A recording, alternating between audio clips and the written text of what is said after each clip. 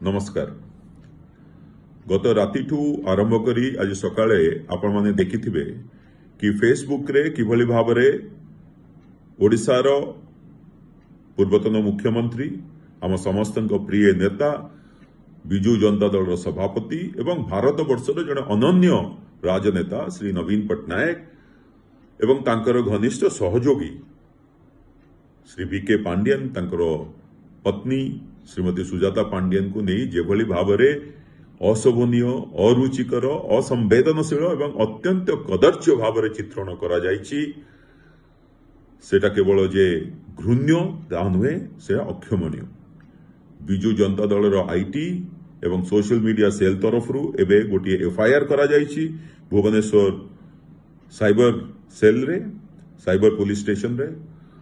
और जदि आ उपरे पुलिस कौनसी कार्यानुष्ठान तुरंत न नियंती ताहाले परिणाम भयावह हबो भयंकर हेबो। बिजू जनता दल एभलिया अशोभनीय एसभलिया अपराध पूर्ण कार्य को केबे हेले प्रोत्साहन दिए नाही।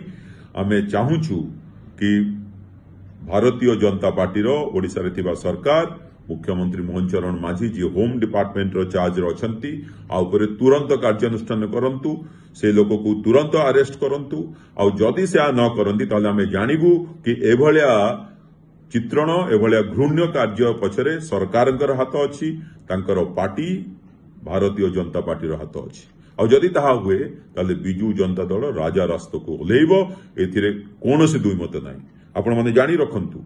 बहुत शुभेच्छु बिजू जनता दल शुभेच्छु माननीय नवीन पट्टनायक को जो माने बहुत भल पाती वीके पांडियन जो कंट्रीब्यूशन ओडिशा पय अछि ताको मध्ये जो माने मने पकाउछंती से माने समस्त आज एथिरे व्यतीत होई मो पाखु फोन करथिले मते मेसेज करछंती कि से माने मध्ये ओडिशा रे डिफरेंट जगह रे एफआईआर फाइल करिवे। तेणु सरकार को मु चेतावनी देउछि कि आ उपरे तुरंत कार्यानुष्ठान ग्रहण करंतु।